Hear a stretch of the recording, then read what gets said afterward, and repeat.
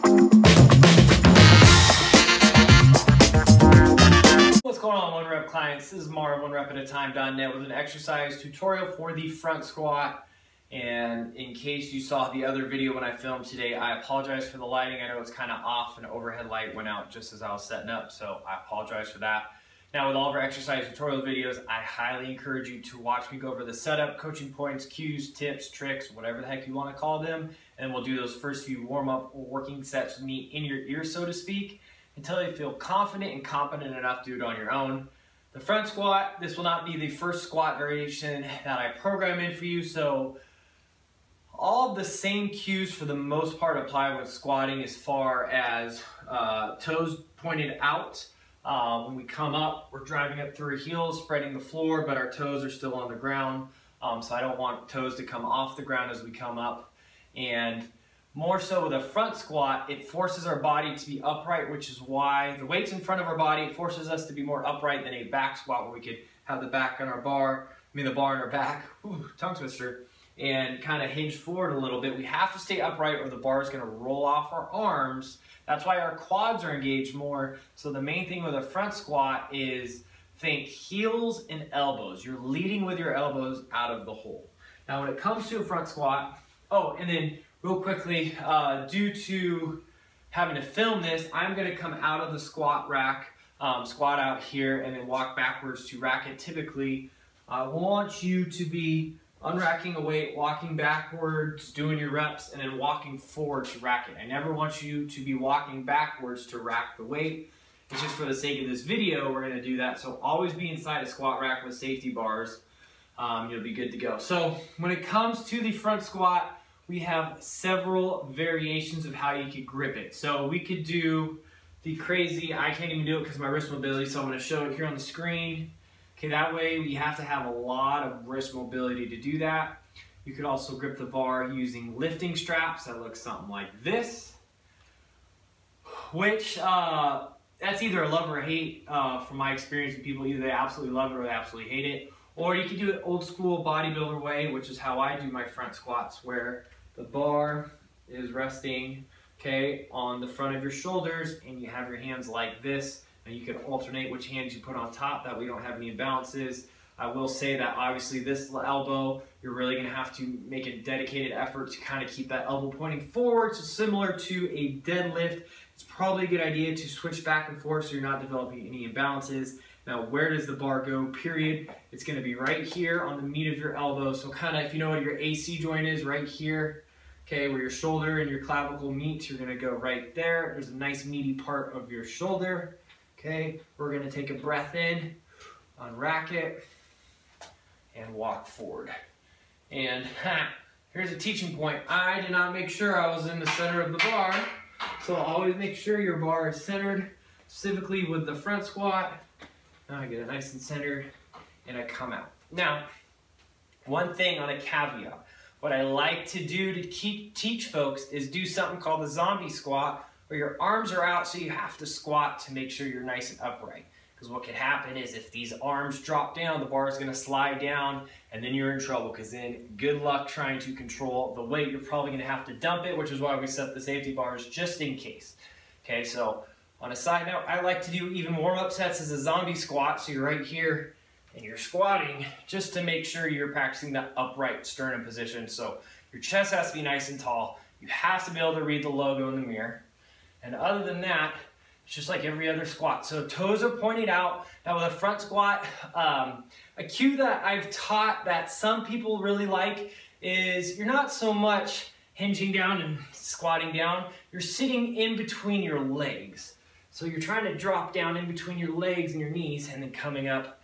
For some folks, it just makes a lot of sense. So you're sitting down in between your legs, chest nice and tall.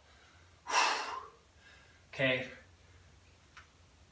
Now, for breathing, because we have a load on us, it's going to be, I like to take a big gulp of air. I like to eat it, and then I brace my core as if I'm about to be punched. So you'll notice, if you've ever seen me squat with our videos, it's brace, down, up, exhale, brace, down, up, exhale, brace, down, up, exhale.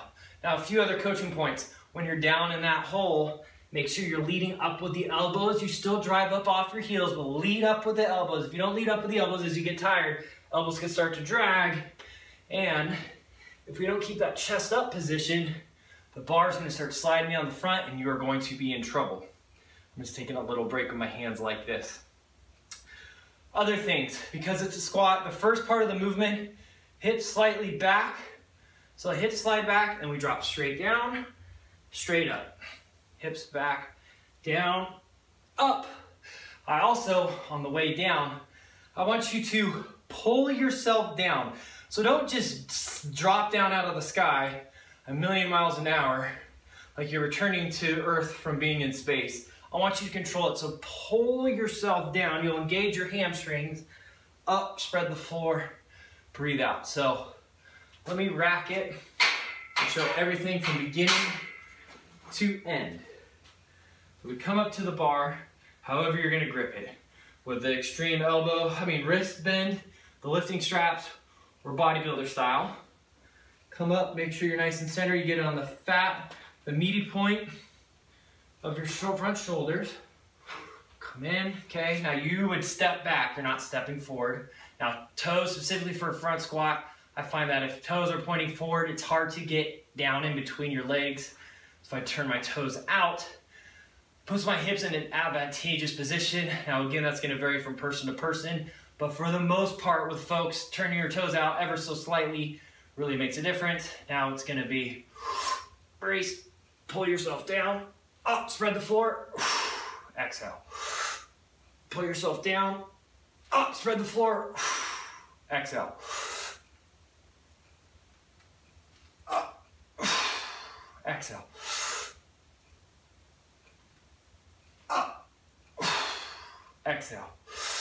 Brace, pull yourself down, straight up, through the floor, spread the floor through your heels, and exhale. Now, as far as depth, just real quickly, sure, what's known as ass to grass squats, where you get all the way down past parallel, is preferred, but that's gonna be based on your mobility, and hopefully you did your workout warm-up with all the mobility drills I have given you, if you signed up for that portion, or you just did the generic workout warm-up that I did, which covers hips and ankles and legs in general. So if you could squat lower, I'd rather you squat lower with a lighter weight than, load up 2 or 3 plates per side and do half reps or quarter reps. A lighter weight for a full range of motion is going to get you far better results unless you're an athlete.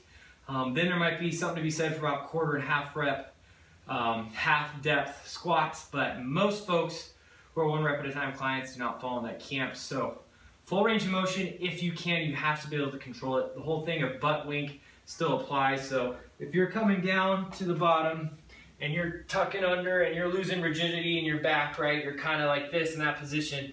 I don't want you to go all the way down, so do what you can. So, are you ready to do your first few warm-up or working sets together? Let's get this party started. Come up to the bar, get right in the center, make sure it's on the meat of the front of your shoulders. Grip the bar however you're going to grip it. Make sure you're in the center. Now you're going to take a breath in, unrack it. Now you are going to step backwards while I step forward. Okay, now elbows are up nice and tall. Feet or toes are pointed out wide. We're going to sit down in between our legs. Pull yourself down. Lead up with the elbows. Drive up through the heels. Spread the floor. So, brace, pull down, up, spread, exhale.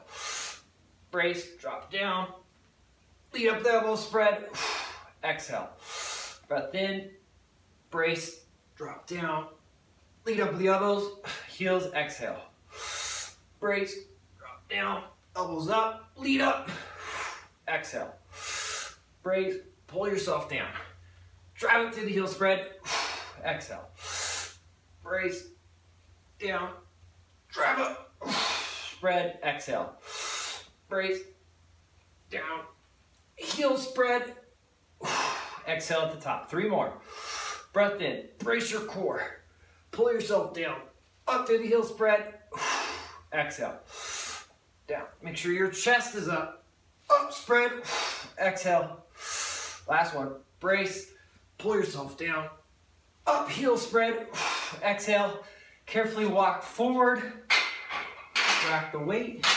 And that is how I want you to do front squats. 1 rep at a time. So if you got this video, it means that you are a 1-rep client. So first and foremost, thank you very much. And then real quickly, if you ever want to get a discount, if you refer anybody to us and they ended up signing up, they will get a discount, you will get a discount. So I would love to keep it in the family. So please send those referrals in and make sure they tell me that you sent them, and that way you could both save money. And again, thank you very much. Now, if you're not training with us anymore, when you refer somebody, I'll just send you cash no matter where you are in the world.